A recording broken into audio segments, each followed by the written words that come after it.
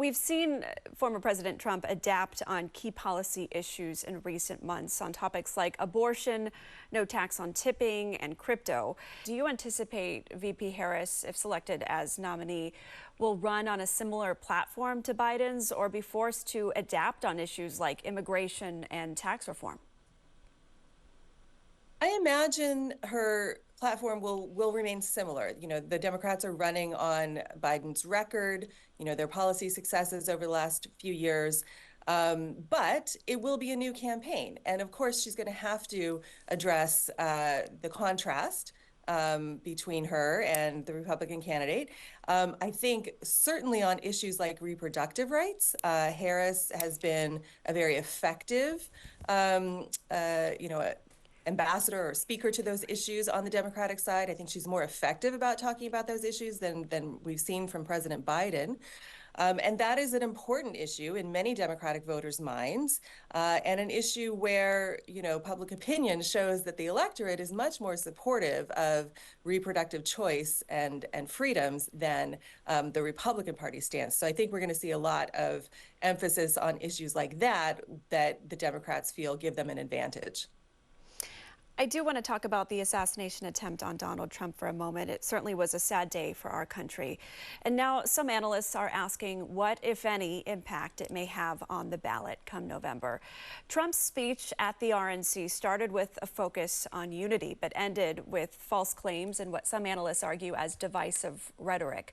What impact do you think this could have in key swing states?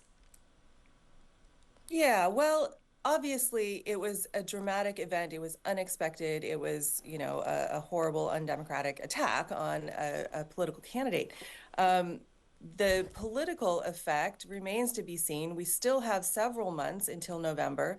So this event that happened a week ago is not likely to be at the top of voters' minds in a couple of months. So it really depends, how this event becomes a talking point in the campaign or not. What I'm seeing so far is that it has increased the loyalty and commitment of Trump's supporters, but they were already supporting him, right? So just thinking about it in terms of the political calculus, I'm not sure how many new voters or swing voters it would pull over to his side, especially since we're talking about a decision that won't be made for a couple of months. Now, if he continues with the divisive rhetoric, we know that turns many voters off. Obviously, he has strong support from his base within the Republican Party, but he's not going to be able to win the general election with just his base. He needs to be broadening his message and his appeal to win over some of those independents, moderates, and in those targeted states. We're talking specifically about Wisconsin, Pennsylvania, Michigan, and a few others. And so that, I think, remains to be seen. Many analysts argue that was his opportunity at the RNC. Now, Trump's advisors have really been working to expand his support pool beyond his base. We've seen efforts attempting to appeal to suburban women. Laura Trump speaking at the RNC. Of course, we saw J.D. Vance's wife, Usha.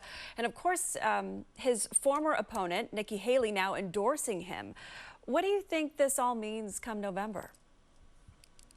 Yeah, I think that those, kind of symbolic attempts to reach out to different constituencies within the Republican Party may help to bring some of those traditional Republicans home to the party. Let's remember that both Biden and Trump are pretty unpopular as candidates, and there are a lot of Republicans even who didn't vote for Trump in the primary and voted for Nikki Haley or another candidate. So I think her endorsement will definitely help to bring some of those voters back. But there are many, again, more moderate Republicans who don't like Trump and particularly are thinking about the fact that, he's now a convicted felon and the divisive rhetoric. So, it really remains to be seen whether those attempts will be effective. But just putting a speaker on the stage at the National Convention in July is not necessarily going to translate into affecting someone's vote in November unless there is consistent outreach between now and then.